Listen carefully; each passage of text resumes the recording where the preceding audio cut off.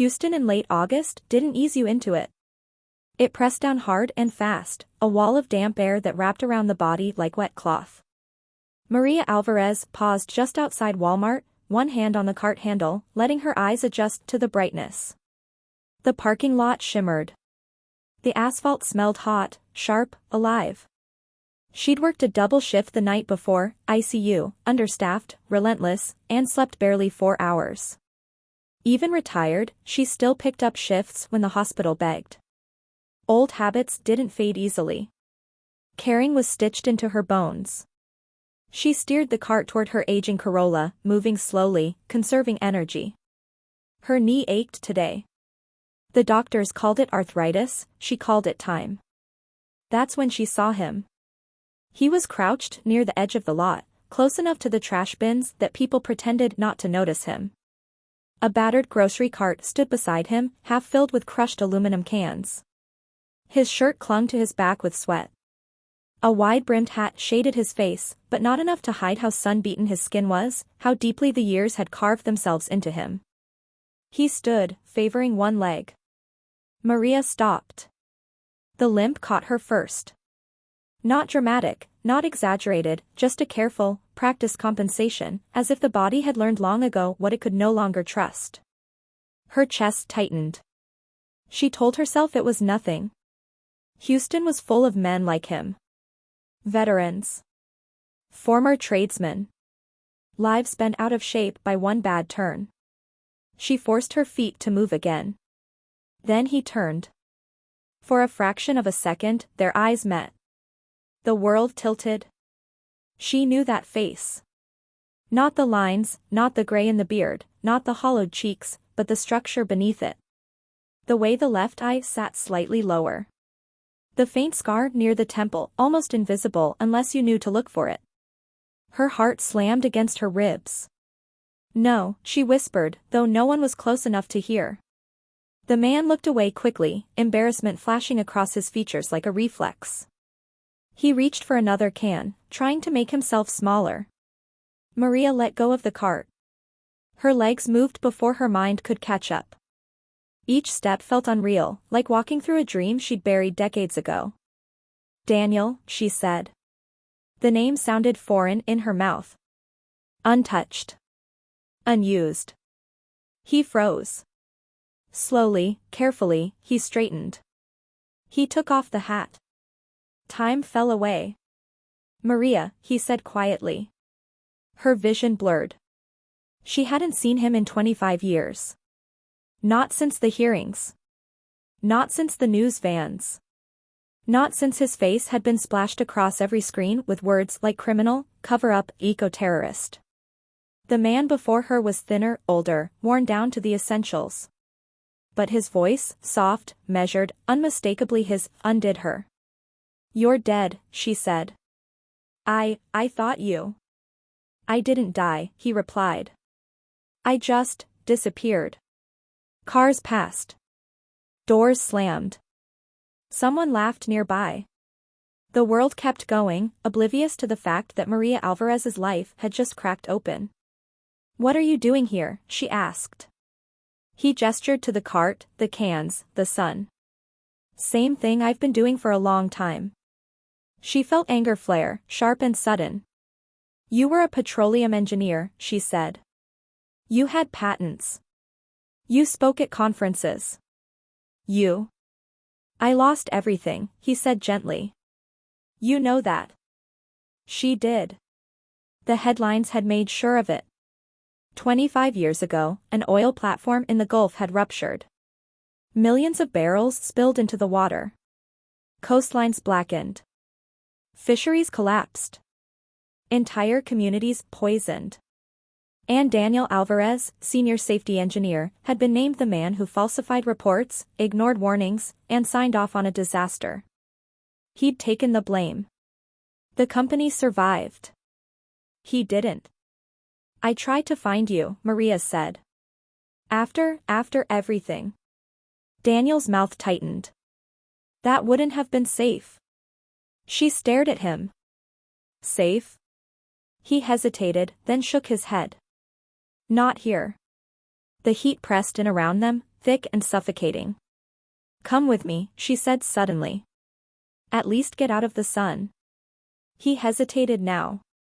Pride flickered, then faded. "I don't want." "Daniel," she said, using his name the way she used to, when it meant home. "Please." He nodded once. They sat in her car with the engine running, air blasting cold against skin that had forgotten it. Daniel leaned back, eyes closed for a moment, like the sensation hurt. "You look good," he said quietly. "Healthy." "I'm widowed," she replied. 3 years now." "I'm sorry." She watched him absorb the word, saw the guilt flicker there, ancient and unresolved. "You don't look surprised to see me," she said. "I hoped you were alive," he admitted. "I just never thought I'd see you again." She took a breath. "They said you covered it up." "I tried to stop it," he said. "That's the truth." She believed him instantly. She always had. They were cutting corners, he continued. Pressure valves. Inspection cycles. Redundant systems labeled optional. I documented everything. When I threatened to go public, they came to the house. Her hands tightened on the steering wheel. "They said accidents happen," he went on. "But people who cause trouble disappear. Home invasions. Robberies gone wrong. Fires." Maria's blood ran cold. "They said your name," Daniel said. "They said you were predictable. Night shifts. Empty streets." Tears spilled down her cheeks before she could stop them. "I signed what they wanted," he said. "Took the blame. Confessed to falsifying reports I never touched. I did it because it was the only way to keep you alive." She sobbed then, openly, years of grief breaking loose in the small space between them. "Why didn't you tell me?" she asked. "Because knowing would have made you a target," he said. "And because once I disappeared, the deal held." She wiped her face, anger igniting beneath the sorrow. "Where is the proof?" Daniel opened his eyes. "Buried," he said. "Where no one thought to look." Daniel didn't answer her right away. The air conditioner hummed, steady and artificial, cutting through the noise of the parking lot. Maria watched his hands resting on his knees, scarred, veined, trembling slightly. These were the hands that once sketched out safety redundancies on yellow legal pads, that had fixed loose hinges in their house, that had steadied hers when the world felt too loud. "Not here," he said again, softer this time. "Too many ears." She started the car and pulled out of the lot without another word. Traffic thickened as they headed south, past strip malls and frontage roads and the endless sprawl of Houston. Daniel gave directions sparingly, like someone who'd learned not to leave a trail. They stopped at a small diner off a service road, the kind of place that survived on regulars and habit. Inside, the air smelled of coffee and frying oil.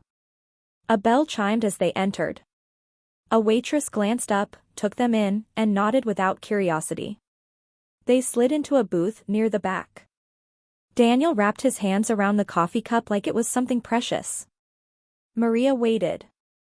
She had learned patience as a nurse, as a wife, as a woman whose questions were often postponed. When the spill happened, he said finally, they already knew the platform was compromised.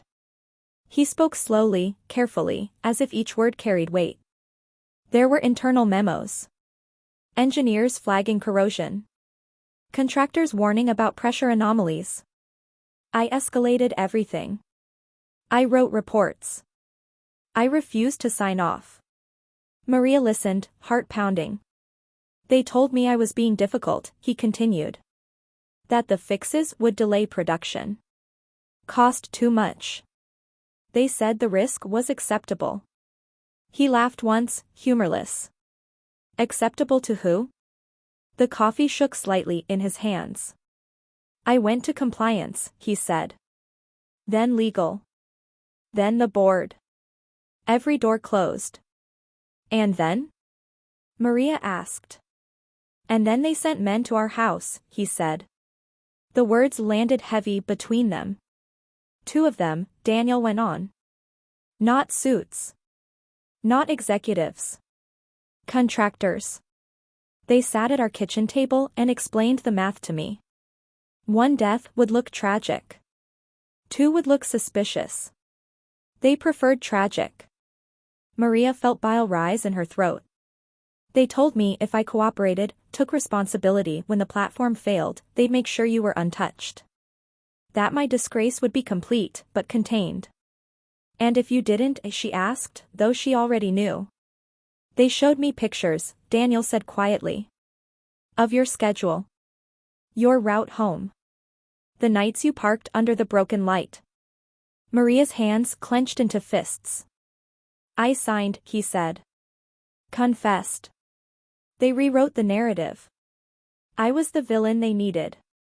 The diner clattered around them, plates, silverware, low conversation, but Maria felt like she was underwater. What about the evidence? She asked. You said it was buried. Daniel nodded. I couldn't destroy it. I knew someday, maybe. So I hid it. He reached into his jacket and pulled out a small, worn key taped inside a folded piece of paper. There's an old locker, he said. At the refinery where I worked. Decommissioned now. No one cleared it because on paper, it belonged to a criminal. Maria stared at the key. What's inside? She asked. Everything, Daniel said. Emails. Altered inspection reports. Voice recordings. Copies of what they erased. Her pulse roared in her ears. They left the diner without finishing their coffee. The refinery sat outside the city, rusting quietly along a service road overgrown with weeds. The gate hung open, its chain long gone. Daniel walked slowly, the limp more pronounced on uneven ground, but his eyes were sharp, alert. He led her through a side entrance, past faded warning signs and peeling paint. The air smelled of oil and old metal. Locker 317 was dented, its number barely legible. Daniel inserted the key. The door creaked open. Inside sat a small metal box, sealed, wrapped in plastic, untouched by time. Daniel lifted it carefully, like something fragile. Encrypted hard drive, he said. Multiple backups. Maria pressed a hand to her mouth. This could clear you, she said. This could. Destroy them. The morning after the hearing, Galveston woke to gray light and a low, steady wind coming off the Gulf.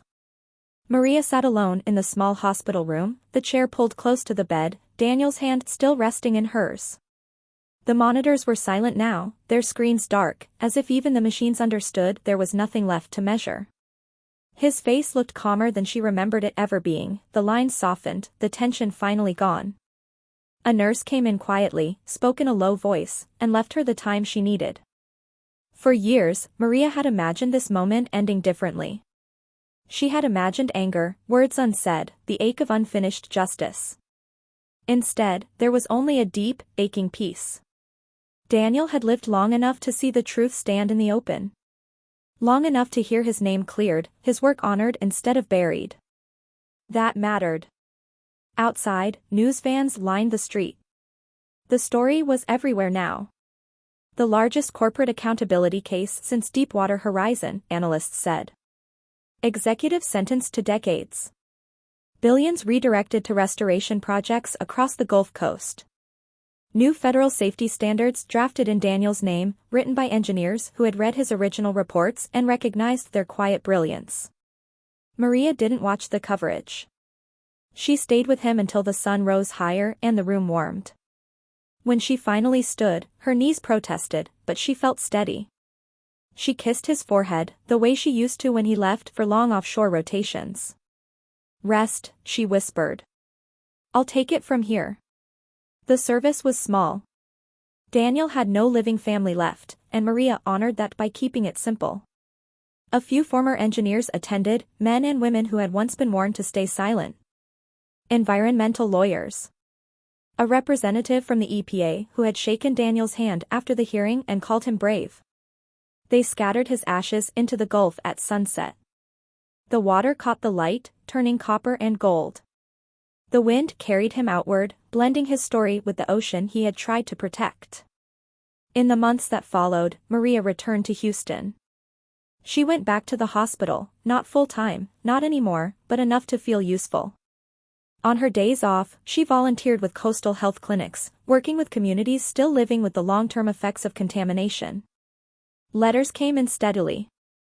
From families who thanked Daniel for speaking when no one else would. From students studying environmental engineering who said his case had changed their path. From fishermen whose waters were finally being restored.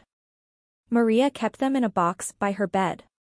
One afternoon, she received a formal invitation from a congressional committee. They wanted her present when the new offshore safety bill was signed into law. She stood quietly in the back of the room as Daniel's name was read into the record, not as a criminal, but as a man who had tried to do the right thing when it cost him everything. She didn't cry. Later that evening, Maria drove to the coast alone. She parked near the water, stepped out, and let the wind wrap around her. The Gulf stretched endlessly before her, alive and moving, scarred but healing.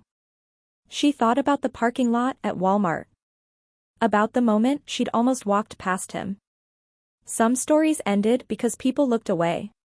This one had changed because she hadn't. Maria turned back toward her car as the sun dipped below the horizon, carrying with her the quiet knowledge that sacrifice, even when buried for decades, could still save lives. And that truth, once spoken, had a way of lasting longer than any lie ever could.